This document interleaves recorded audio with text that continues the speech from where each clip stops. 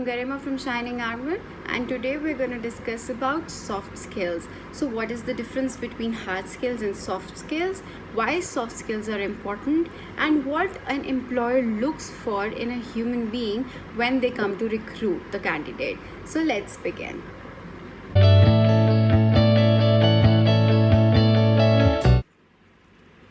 I'm going to start with a quote. It is often said that hard skills will get you an interview, but your soft skills will help you to keep the job. Now, hard skills are the technical abilities that you can list down in your resume. For example, if I am a programmer, I will list down all the programming skills that I have. For example, I'm good in Java, in C++, in C, in Python. I'm a data analyst, so I can list down my analytical abilities, all the experience that I have, all the projects that I have done in my previous companies. So I can list all these hard skills in my resume so that the recruiter will come and recruit me because of my hard skills. Now, if there is a job that has come out, I will see whether my hard skills match that job. If they do, then I will get myself an interview. So do you see? The hard skills will get you an interview. But what are my soft skills that will help me to be on that job? Definitely, hard skills will help me to land the job of my dreams. But would I sustain there? That's what I need to work for.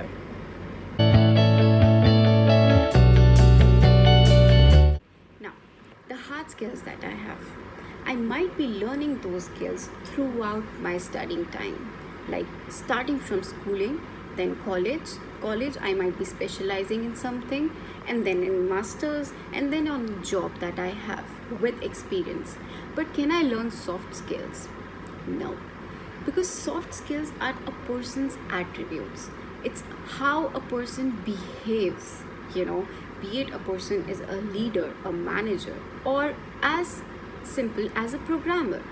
How you are behaving on the job will tell you how you really are.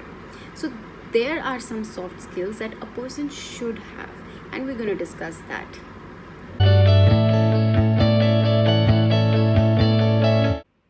Now, I'm going to list down some of the soft skills that a person should have, and then I'm going to discuss in depth. So some of the soft skills are like assertiveness, being assertive. What does that mean? It means that having or proving to have a confident personality. If you're pretending or if you have it, it's a skill, right? So have a confident personality. Then comes communication. Now, this communication does not mean your communication skills. It simply means that you are communicating what you have in your mind to your team members, so that there is no communication barrier and you all are on the same page. Third, empathy. Always empathize. Always think before you do anything. If you're doing something that might impact something wrong to the other person, it may happen with you also. So always have empathy. Fourth, motivation. Now, motivation is very important. You need to be very well motivated so that you can reach or achieve your goal, right? Fifth, inquisitiveness, creativity. Inquisitiveness means having a personality to learn things. Now, you cannot be adamant about what you have learned in your college or previous company. You have to learn new things basing upon the technology. Technology is increasing day by day, so you need to learn new things. So be open to that. Be creative. Create things that are not been created before. Have good ideas. So these are some soft skills that I mentioned, and we're going to discuss one by one.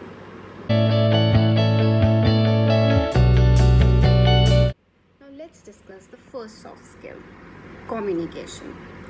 Now communication, like I said, I'm not talking about your communication skills, whether you're speaking in English or Hindi. No, I am talking about the communication barrier here. Now I'm going to explain this with an example.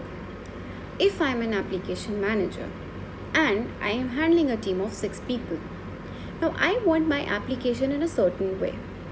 If I am not good with communication, if I cannot convey what I am thinking to have in my application to my team members, would I be able to get or achieve the end product? No.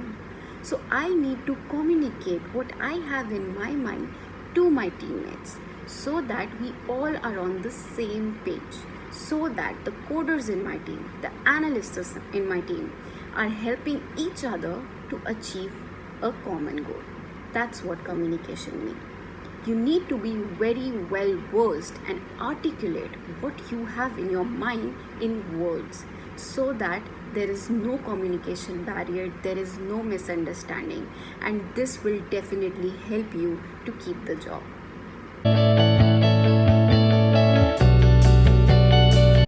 Next, self motivation. Now, self motivation is very important again. We can watch so many motivational videos and we can read so many motivational books. Would we get motivated by that? I mean, we might for a day or two, but I don't think after the second day we will be motivated. That's how human nature works. So we need to be self motivated. The motivation should come from the inside. We need to set a goal. The first thing that we need to do is to set a goal. We all have something to achieve in life. We need that. So that's our goal, to achieve something. Second thing, make a plan. Now you need to make a plan. You know what you have to do to achieve that. For example, if you need to crack an exam, you know what the syllabus is, you know how many hours you should study in a day so that you will be able to crack that exam. So make a plan. Third, get to work. Now you have your goal, you know what you have to do, get to work. Start doing what you have to do, what needs to be done, and stick to it. That's our fourth point. Stick to your plan. Do not get distracted. Your friends, your TV, your phone might be there to distract you. It's okay. You can take a break from your studying. We can't study 24/7, right? So we need some break time. You can take that, but it's okay. If you have taken a break for an hour, you need to be self motivated. Take a break for an hour and just get back to work. And then definitely on the fifth staircase, you will definitely reach your goal. So be self motivated.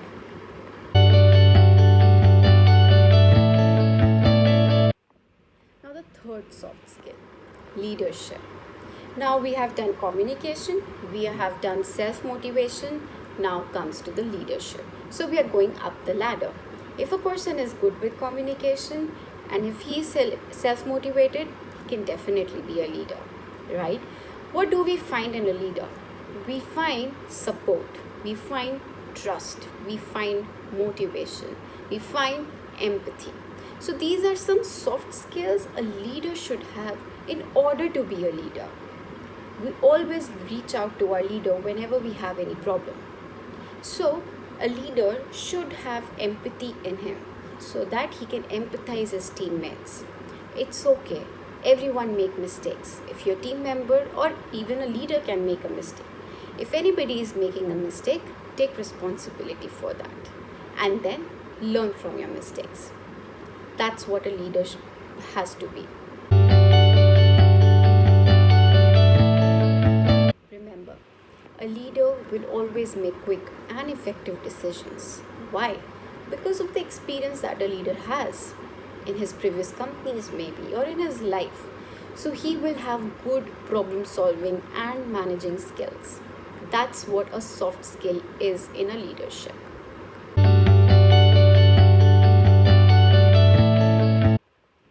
Teamwork and problem solving. That's another soft skill that every person should have. Why? There are always situations where you will be working in a team when you are working in a company. You always have a piece of a puzzle in your hand and you always lead to that puzzle to a common goal. Now, you might be more experienced than your teammate. That's okay. You're just more experienced. Does not mean you always have good ideas. Always be receptive to your teammates.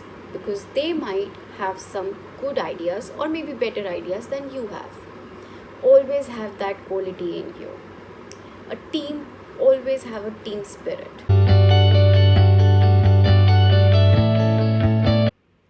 Now, the last soft skill that we are going to discuss is emotional intelligence. Now, emotional intelligence or EI is the ability to recognize your emotions and emotions of others that are around you.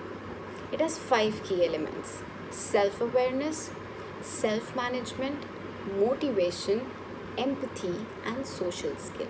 We have discussed empathy, we have discussed motivation. What is self awareness? Self awareness is getting aware by yourself.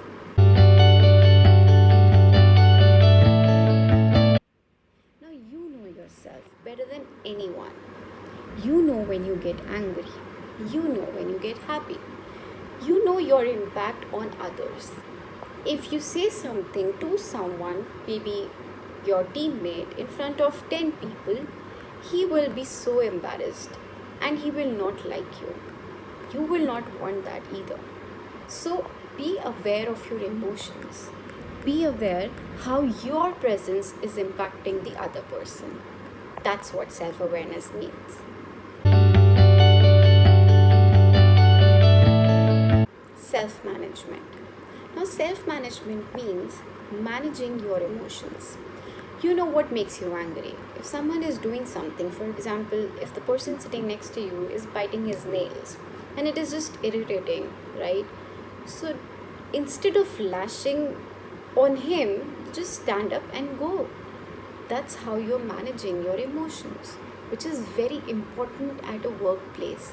There will be so many situations that might not go the way you want them to go. So is this a solution that you just lash out on everyone you see, or managing your emotions? Now, fifth key element is social skill. Social skills are just basically good communicators. If you are a good communicator and you're communicating everything to your teammates, to your superiors, to your juniors, you're good to go. So have good social skills. There are some people who are introvert and they do not speak much. That's okay, but do not make friends, but you need to still stand up to say something, right?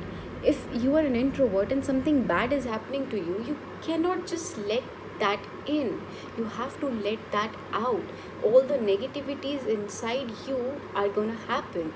You don't want that. So let those negativities out and be good communicators. That's what social skill means. Thank you so much. That's all for today. If you like us, then please follow and subscribe. We are on Facebook, we are on Instagram. Please follow us.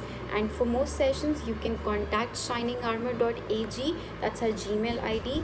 Thank you so much.